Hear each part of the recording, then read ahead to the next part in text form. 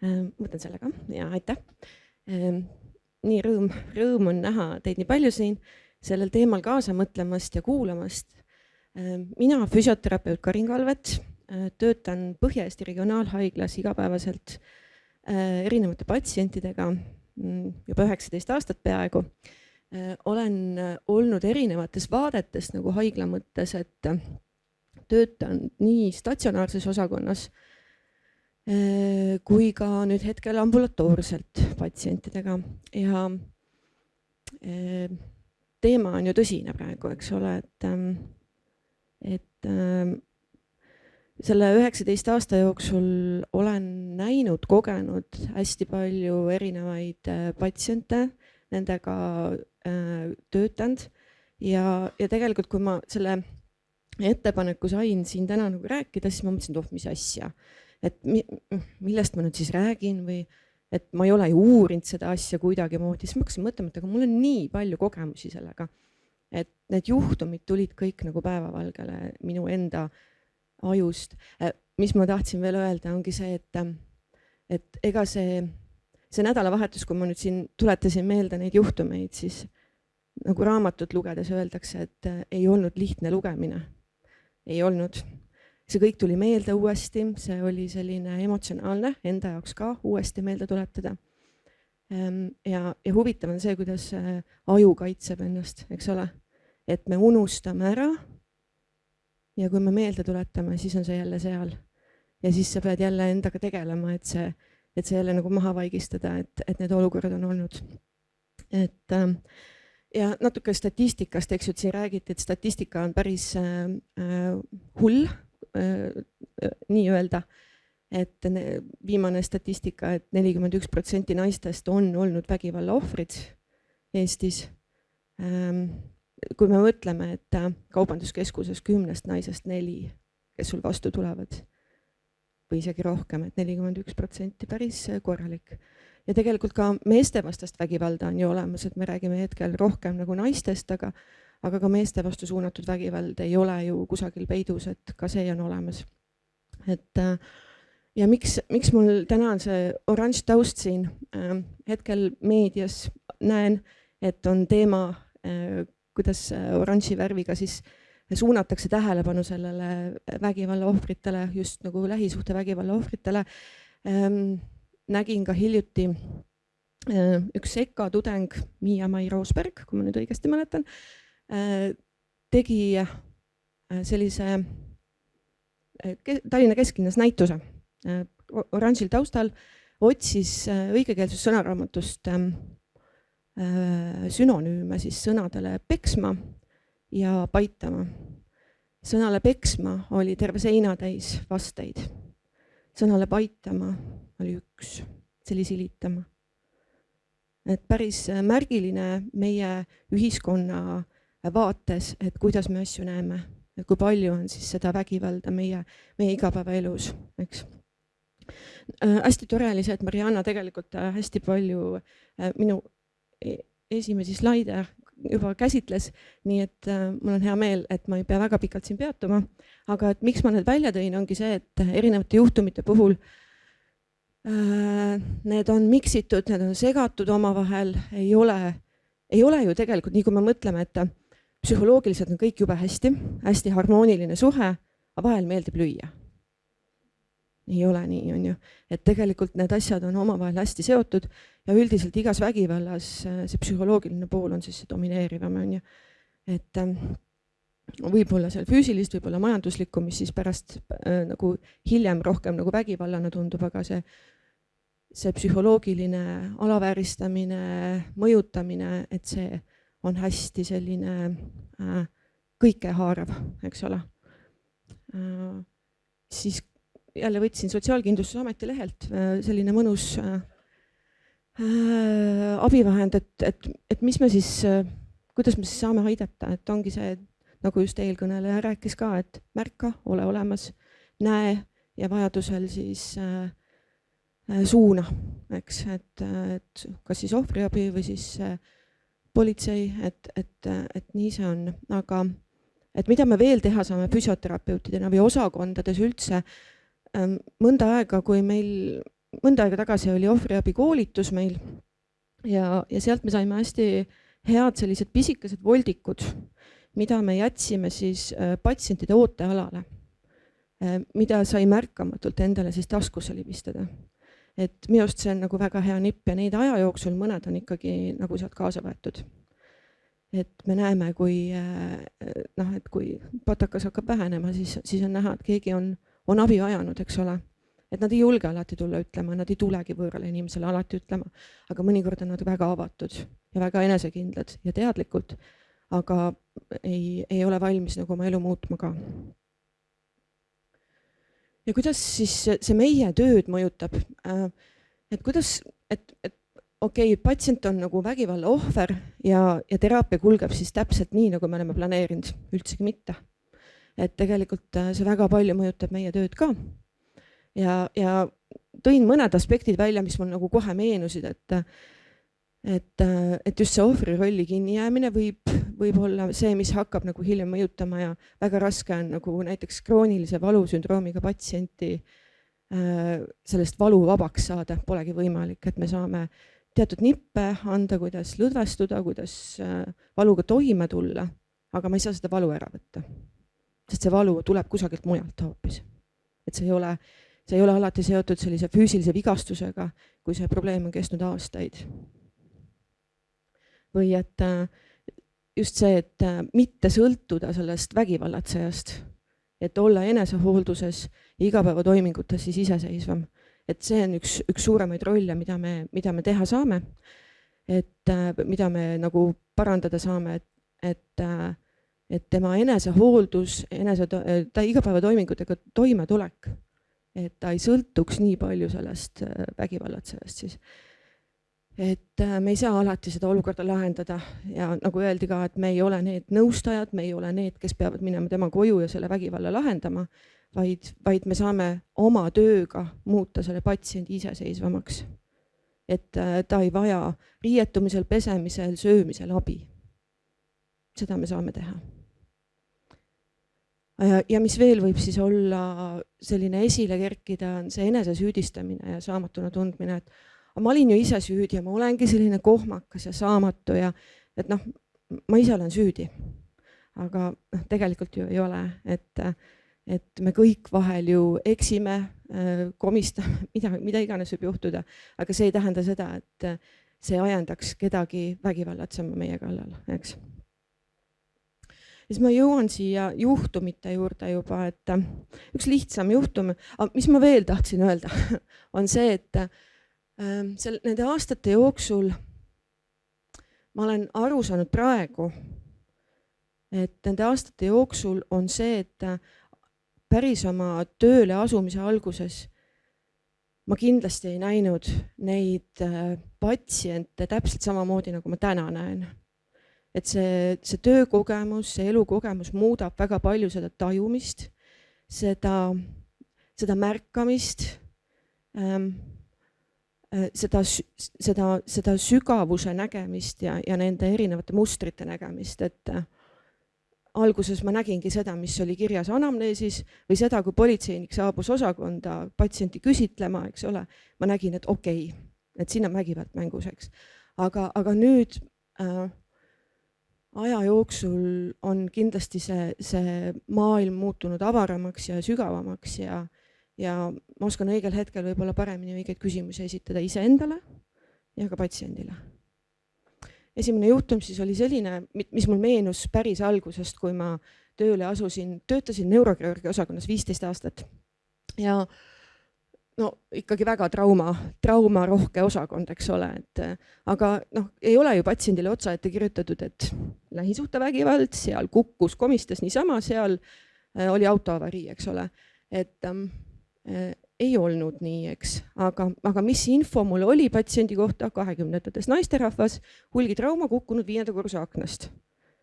Näen anamneesis, et väljakutse 00:00 öösel. Aga patsient raiub, et tema pesi aknaid. Kes peseb öösel aknaid? Pime on, mida sa näed pesta seal, eks?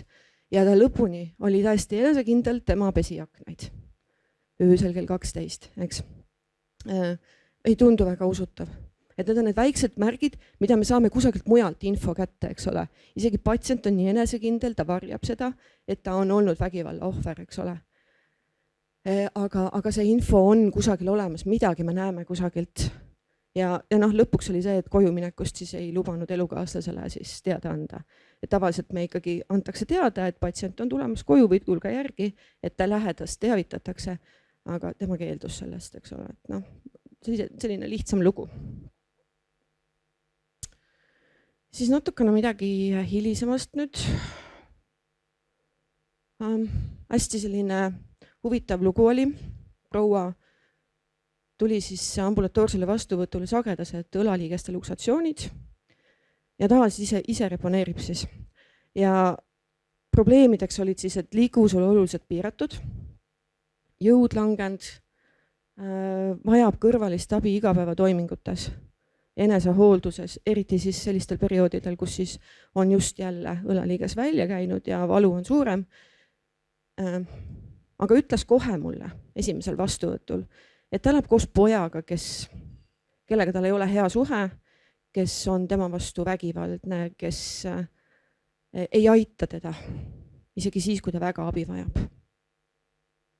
Võtsin siis patsiendiga koos siis eesmärgiks siis saada patsient iseseisvalt nii tubliks, et ta saab ise hakkama nii palju kui võimalik. Kusjuures proua oli alati väga viisakas, kenasti riides, puhtad riided, soeng sätitud. Teate, kuidas ta soengut tegi? Ta ei saanud käsi tõsta pea juurde. Ta ütles, et ma ei saa poja juurde ka minna, sellepärast, et ma ei tea, mis sealt tuleb vastu. Siis ta ütles, et ta läheb selilivoodisse ja siis kuidagi moodi raskusjõuga käed vajuvad sinna pea juurde ja siis ta saab selle soengu endale pähe teha, et mingi klambriga või mingi asjaga kinni panna juuksed. Ja ta ütleb, et see on alati hästi valus ja ma ei tea, äkki õlaliiges läheb jälle liigesest välja. Et see iga päev oli tohutu eneseületus tema jaoks, ta püüdis nii palju, kui ta sai. Ja siis eelviimasel korral ta ei ilmunud teraapiasse. Ma ei saanud teda ka telefoni teel kätte. Viimane kord ma teadsin, et tuleb veel ühe korra, et okei, et ma eeldasin, et ta tuleb kohale. Tuli ja vabandas, et ta ei ilmunud, sellepärast, et oli kutsutud naabrite poolt siis kiirabi, politsei, kõik sellised. Kõik vilkurid olid kohal ühesõnaga, sellepärast, et poeg hakkas jälle märetsema. Aga ta oli ise nii rahulik, nii enesekindel.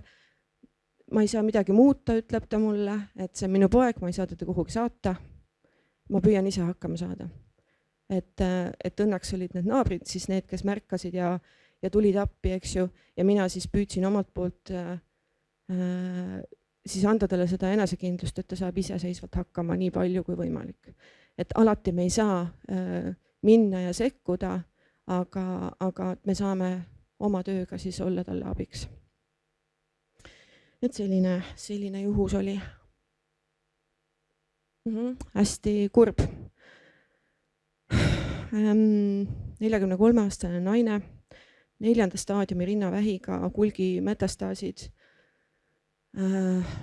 Aga miks ta minu juurde tuli, ei olnud üldsegi mitte tema põhidiagnoos, vaid riielumurd, mis oli opereeritud ja ta oli taastumas. Käis veel ühe karguga ja tuli teraapiasse ratastoolis, elukaaslane lükkas ta siis kabinetti. Ta ütles mulle kohe ära, et teate, et ega ma väga tihti siin käia ei saa, et abikaasa tõttu või selle elukaaslase tõttu. Sain aru, et mingid märgid on õhus, okei, mis seal siis on? Teinekord on see, et töö tõttu ei saa tuua teda tihti, on ju. Aga hiljem hakkas selguma, et kõik, mida see patsient palub või tal vaja on, seda ta ei saa. Ta lihtsalt, talle ei võimaldata seda. Mis veel oli alarmeerivaks, oli siis see, et anamneesis viimaste aastate jooksul hulgi traumasid erinevatel ajajärkudel. Abaluumurd, mis teatavasti ei teki niisama kergest löögist, on ju. Seal olid roietemurrud veel, mitmeid traumasid. Ja ega me ei tea isegi seda, et kust see riielumurd tuli, eks. Et nii on. Siis ma hakkasin uurima tema käest, et okei, et mis ta siis päeva jooksul teeb, on ju, tema füüsiline aktiivsus, et et kuidas me oma eesmärgid siis seame teraapias, et mis me tegema peaksime hakkama. Ütleb mulle, et ta on pigem voodikeskne, aga et tal oleks hädasti vaja, et ta saaks kööki sööma. Sellepärast, et muidu ta lihtsalt süüa ei saa. Okei. Siis ma uurisin, et mis tal kodus teraapia vahenditest olemas on. Et kas on midagi olemas, mida me saame kasutada, et siis me teame, milliseid harjutusi tegema hakata, et mis meid viivad nende eesmärkide teostamiseni. Ma ütleb, et mul on 2-kilone hantel. Okei, mis harjutusi sa sellega teinud oled?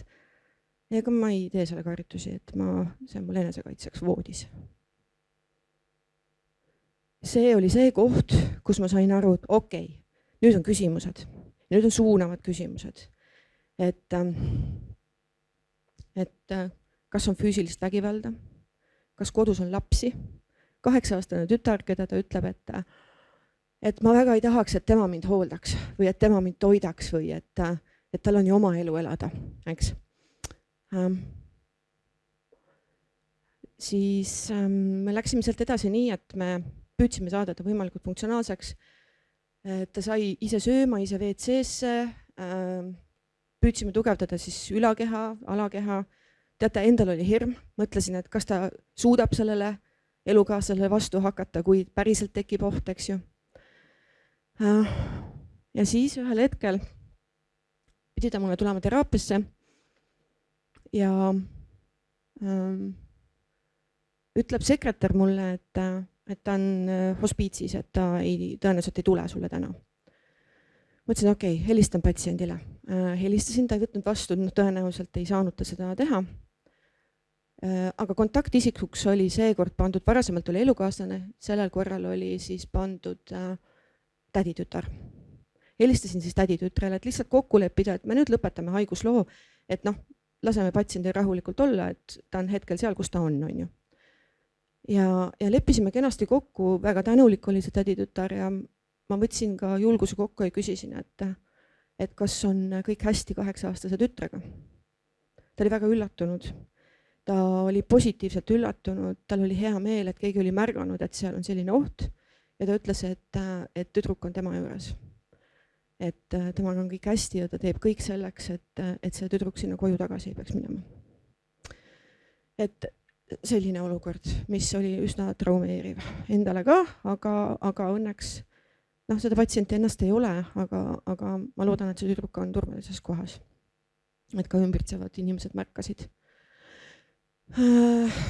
Jälle väga-väga traumeeriv olukord. Minu enda jaoks oli see, läksin appi kolleegile põletusravi osakonda.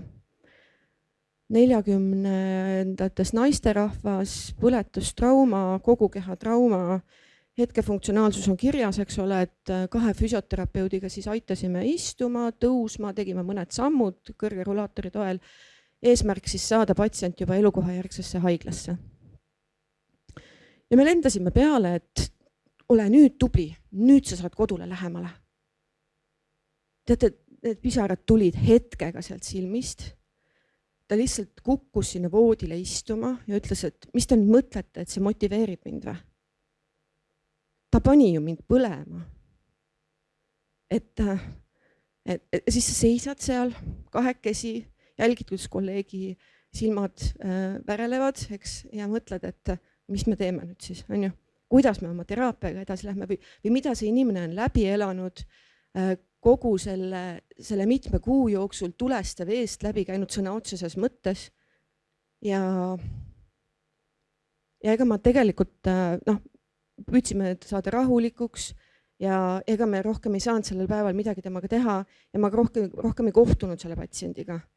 Ja ma loodan, et tegelikult kõrgemad instantsid sellega tegelesid edasi ja saadi nagu inimene turvalisse kohta või et mis tast üldse saanud on, seda ma ei oska öelda. Aga see oli see nädalavahetus, kus nüüd ma tundsin, et okei, need teemad tulid jälle ajus ülesse ja eks peale seda loengut saab jälle natuke maha rahustada, aga kogu see teema on hästi enda jaoks nagu traumeeriv olnud, aga läheb jälle mööda meie jaoks, tema jaoks mitte. Selline jah, kus see ohvri rolli kinni jäämine, olukord 40-ndatest naisterahvas, kes on olnud aastaid kogu oma perega siis lähisuhtevägivalla ohver. Sellest meedias väga palju rääkinud ja võib-olla ka seetõttu on ta sellesse rolli väga kinni jäänud.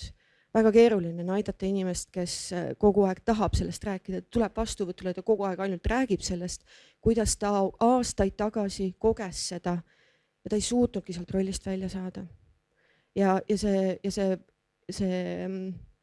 krooniline valu, mis tal oli tekkinud erinevates kehaosades, me ei saanud päriselt seda kontrolli alla, tõenäoliselt on see nii, et seda ei saagi.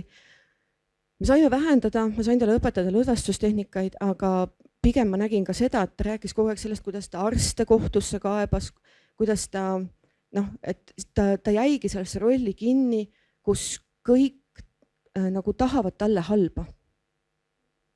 Et ma ei olnud varem sellist asja kohanud. Et jälle omamoodi juhtum. Ja ma ootan, et ma olen ajas, on ju? Jah.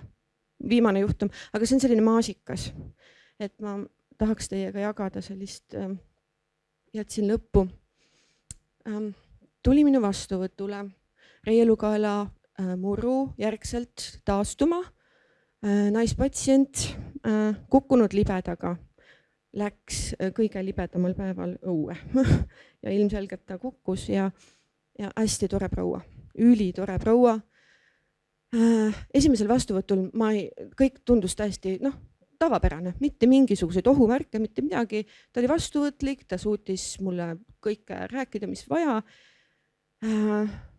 Seadsime eesmärgid, andsin ülesanded kodus, et liikuda, harjutada ise trepist kõndi selle ühe küünarkarguga. Läks optimistlikult koju. Tuleb järgmisel korral. Ja istub siis mul seal ja küsin, et kuidas läinud on. Et palju sa said trepist käia, palju sa said muidu liikuda, mis harjutustega läinud on. Ega ma neid väga teha ei saanud. Mis siis juhtus? Mul see minija seal kodus, et ma ei tea, et ta ütles mulle, et ära koperda siin jalus, et ole püsi oma toas. Et kui sa nüüd trepist kukud, kui nüüd uue trauma saad, sa lähed kohe hooldekodusse. Arvesta sellega. Nii et parem on sul oma toas püsida. Ja üleüldse siin majas surra ei tohi.